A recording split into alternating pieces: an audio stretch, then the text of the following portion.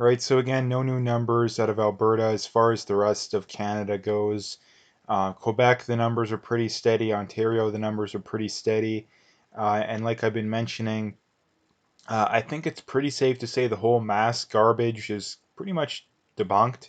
Especially, like I say, considering the fact that, again, Toronto has had mask mandates since July 7th. It is now the 27th, so we're talking just about 3 weeks, and yet they still haven't had a clear downtick in cases. They still haven't had it.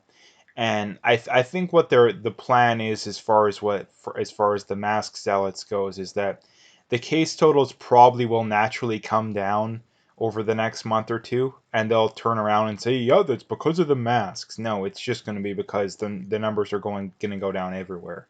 So that's something that I predict. Yeah, Ontario, 119 new cases yesterday. I believe they were about 130 something the day before. So that's pretty steady for them. Quebec, 145 new cases. So, yeah, those numbers are pretty steady for both of those places, I believe. Um, so again, I know Quebec has some cities that has the whole mandatory mask garbage going on too. So it clearly hasn't had an effect on those places. So I'm still waiting to see the evidence on the whole mask garbage. So again, the numbers out of the states, they were down yesterday. The case totals were down by a good 5 to 10,000. And the death totals were down quite a bit as well. They're down around 450, so that's pretty low for them. So again, I think that it's pretty clear that the numbers are going to start to tick down everywhere. It's looking like the states' numbers have finally leveled off. It's looking like Canada's numbers have finally leveled off.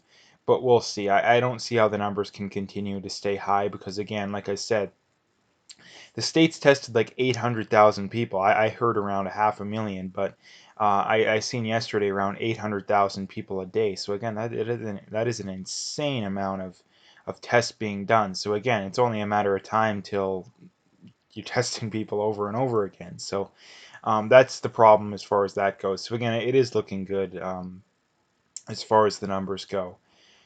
So getting into the stuff I wanted to talk about more today, this is from Mike Cernovich. And again, this is something I've talked about a lot before, but I wanted to bring it up again because in the States it's something that's very common, but in Canada to a degree as well, in that he says, vote Democrat all your life, F up your state, move, vote Democrat, F up that state too. Now again, this is the leftist playbook, and that, I mean, for starters, one of the many reasons why you know that most of these leftist policies don't work is that the states that are the biggest failures, namely California and to a lesser degree New York now, although I think it's going to be to more of a degree New York, um, the states have been complete failures. California is the furthest left state there is, at least on as a whole.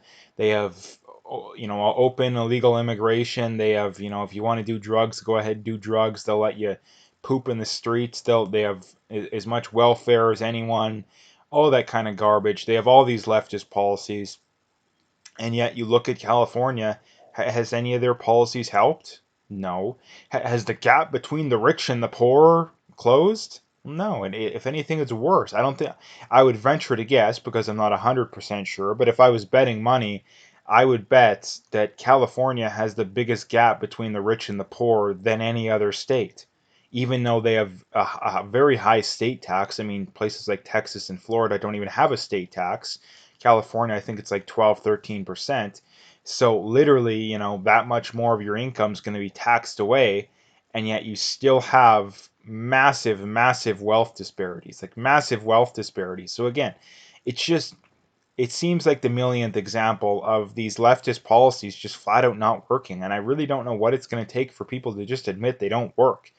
And the problem is that they will never admit it. We will, and this is why I support Western separation, Alberta separation, any amount of separation. I support it because there's no way to mend the political tensions that are out there. There's no way of doing it because we have one side that literally won't admit they're wrong no matter what they do, no matter what, and they're trying to do the same. They're trying to do the same, and their solution to it is a little different in that to let California collapse, you don't have to do anything. But to make Alberta collapse, so what do you have to do? You have to enact crippling regulations. You have to be You have to steal 10, $20 billion a year from them to make them to make Alberta look bad. That's what they have to do. Like imagine if if that was happening to California. California already is borderline a third world country in a lot of areas. They would literally be a third world country if they had, crippling regulations on them, and $100 billion was stolen from them every year for no good reason. Like just imagine. And again, that's the problem too. So that's just something I wanted to bring up. It's something I wanted to bring up because it's very important that so many people just completely scoff over this too. That again, if these far left policies work so good, why isn't California the best state? Why aren't they? And people are moving out of California in mass. People are moving out of New York in mass. Why? Because the policies don't work. I really don't understand this. It's not a complicated topic. Like, it's not a complicated topic. And this is exactly why I support having a different. And this is the other thing, too, about people who support Alberta separation. They'll go, oh, move to Texas or some garbage like that. But they're so stupid that they have no idea what they're talking about. Texas is a moderate state. Texas is going to go Democrat within the next 10, 20 years tops. I mean, you look at the big cities too. Houston's overwhelmingly a Democratic city. Austin's overwhelmingly a Democratic city. Dallas is pretty much 50-50. So again, the idea of, oh, you can move to Texas, again, it's just the fact that these people live in massive, massive echo chambers, and they actually think that the stereotypes of the states are true. Like it's the same. It would be the equivalent of someone complaining about the heat down in the states and they go, oh, you should move to Canada. They all live in igloos. Like seriously, that's the same level that we're at. Like that's just how stupid these people are. Now there is some states that are overwhelmingly conservative. The problem is that um, they tend to be the ones with a lot less population, and the problem with that is that they have a lot less representation within government, which means that it's only a matter of time until all the resources and wealth is pillaged because the more heavily populated states will just vote to steal it, which is what always happens. So again, that's why I support the concept of separation too. And the fact that these leftists, the fact that another way that they're wrong too is that if they actually believed in their principles, which again, I believe in socialism more than more than most socialists do. I believe in these leftist policies more than most of them do because I'm willing to say, hey, if your policies work so good, great, let's put them into practice to the highest degree we possibly can. But they don't believe that because they know in the back of their head that the only way that Canada can stay afloat, at least in its current level, is to steal the money from Alberta and to regulate the you-know-what out of our industry. That's the only way that they know they can survive too. And like I say, that's the thing, is that if they actually believed in their positions, like if these leftists, especially the ones from outside of Alberta, from Quebec and Ontario and the Maritimes, if they actually believed in their political views, and I mean like 100% believed in it, they would be the strongest supporters of Wexit. Like the strongest supporters. Why? Because they're confident in their political beliefs. And again, I've said this a million times, but okay, what would happen if Alberta and/or Saskatchewan left Canada? Guess what? Most of the opposition to these leftist policies would be gone. If Alberta and/or Saskatchewan left Canada, the Conservatives wouldn't even get second anymore. They would be lucky to get third. I mean, the bloc or the NDP would beat the Conservatives, and both of them might beat the Conservatives. If Alberta and Saskatchewan both left, the Conservatives probably would be fourth.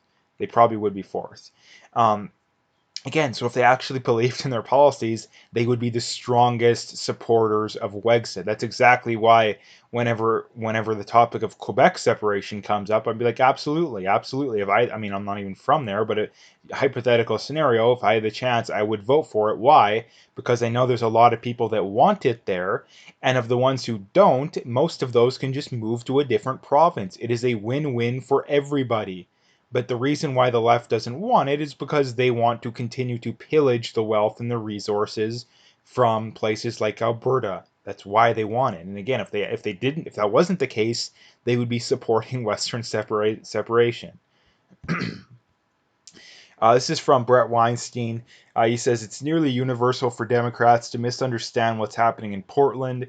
It's putting those of us who live here in serious danger. I say this as a lifelong Democrat. Now, again, For anybody who isn't a far leftist who lives in a leftist city, and by that I include Toronto, Montreal, I mean pretty much any major city that isn't in Canada or Saskatchewan at this point, um, you should move. You should move because the problem is that if you're not explicitly anti-leftist, then you will drift to the left. And the problem with that is that when you drift to the left, you keep drifting to the left until you end up with communism. Again, all these people say, well, we want socialism. We just want more, a little more welfare. We just want free healthcare. Oh, no, you end up with communism. That happens every time. And we're headed down that road in Canada, not because the majority of people want it, but because the majority of people who disagree, most of those people are completely silent. That is why the problems exist in society nowadays, is that there is a very large percent of the population that stays silent. They know that most of what's going on is BS, or at least to some degree, but they stay silent. And it's the same stuff with this whole garbage in Portland and all that. I mean, I see Canadians looking up here and like looking at it like it's a good thing. I'm like, man, you guys couldn't be more tone deaf. Like, my God, you guys couldn't be more tone deaf. And this is another thing too, that the states should separate into different countries as well. Again, if these leftist areas want to have no police and have communism, go ahead and let them. Let them. And again, this is just the millionth example, like I point out too, is that people like me believe that more in these leftist policies than these actual leftists themselves. Because again, if they actually believed in their political views, they would want separation. They would want independent countries and not the whole chop. We're going to commandeer an area of a city and, shake down business owners. And no, I mean like go buy a big chunk of land out in the middle of nowhere and have a communist utopia or all that kind of garbage. Um, and that's the thing too. They always bring up, "Whoa, why don't you do that with your free market?" No, you with your free market. Well, that's the problem. Is that you can't have a free market in a socialist or a leftist country. It's not possible. But you can on the other way around, because in a free market society, taxes would be non-existent and or very low.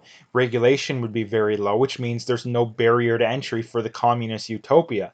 The problem in these leftist areas is that there's tons of regulations, taxes are super high, all that kind of garbage exists, so you can't really have a free market. That's kind of the definition of a free market, is that regulations are next to none, and taxes are very low, if not non-existent. So again, that's another contradiction of the left.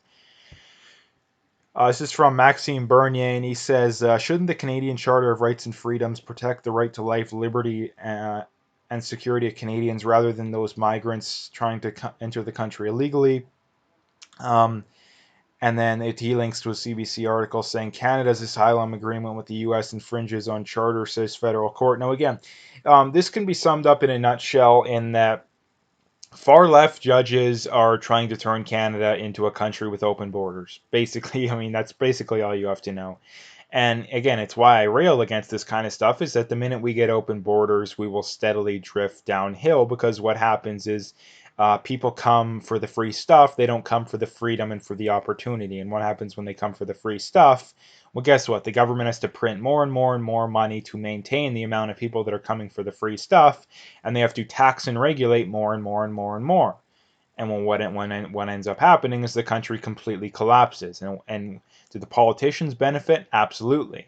The politicians are the and the politicians and the bureaucrats are the only ones that benefit here. The politicians and the bureaucrats are the only ones that benefit here. And the last thing I wanted to talk about here is from Laura Nash, and she says, "Want to know why I don't like Sophie? When the military was taking $1,610 off my paycheck for rent and childcare, a good deal by most standards, pushing me near the poverty line. She was charging us taxpayers for not one but two nannies, despite being a stay-at-home millionaire mom." Now, again, this is another reason why I just don't take the left seriously. And again, if you're from Alberta and you follow a very wide-ranging amount of social media, platforms, and not platforms, but different, people with different political opinions, and you see these leftists, and especially in the more echo chamber platforms, like, I mean, Reddit would be the big one. Like, read out r/Alberta. It's literally like the definition of an echo chamber. and that all they complain about is, oh, Jason Kenney and his corporate corruption. They're corporate buddies. That's all they do is they give money to their corporate buddies. And did we tell you about the money they're giving to their corporate buddies? And again, does Jason Kenney do that kind of stuff to some degree? Absolutely. But why could I care less about the left and their opinion on the topic? Because their solution to it would only make the problem worse. Because what's their solution to it? Their solution to it isn't, hey, let's just force the government to run a balanced budget, which means they won't have as much money available to give to their corporate buddies.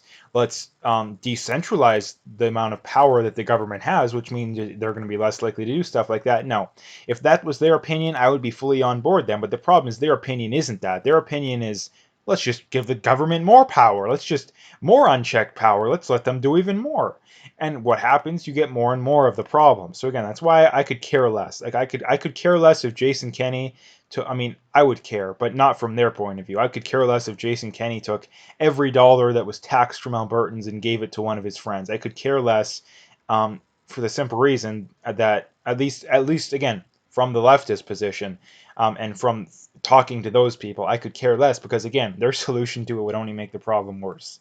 Again, if your solution to it, like I said, is to decentralize government, is to force the government to run balanced budgets, yeah, I'm fully on board that, and I would be completely against the topic. But again, I know that these people could care less about this kind of stuff. Again, you're a millionaire, and you're a millionaire stay-at-home mom, and you need two nannies. You need multiple massive houses. You're going on. Justin Trudeau took what, like 10, I think, tons of holidays last year. I mean, I don't even know if they're together anymore, so I don't know if she went there or not. But um, all this kind of stuff. And again, it's just complete waste. Complete. Not to mention, dude, the hatred of the military too is just knows no bounds amongst this government too. So, again, that's kind of the rant on this. But like I said, I'm not sure why people put up with this kind of stuff. And again, this is one of the many reasons why the political tensions are so bad, is that conservatives and people on the right, or I would say a better way of putting it, is just anyone who's not on the left, because politics nowadays is pretty much divided between people who are explicitly leftists and people who aren't. That's, I think, a pretty good way of describing it today. So the people who aren't explicitly leftists, if we could all just recognize that, hey, did conservative and right-leaning politicians do shady stuff with taxpayer money? Absolutely. But our solution to it is to give them less power and to not give them as much money to do that kind of stuff with. The leftist solution, again, is the exact opposite, which is only going to make the problem worse. So again, if we could just be honest about that, the problem would get better. But the problem is people refuse to call the left out on their garbage, so the problem only gets worse. So anyway, I'm going to leave the video there. If you liked it, make sure to hit that like and subscribe. Check out my PayPal and email. I got linked in the description. Again, I appreciate any donations, but at the very least, just hit that like and subscribe if you haven't already. And last few things, check me out on BitChute, Twitter, and Parlay. All those links are in the description, so you can find them all there.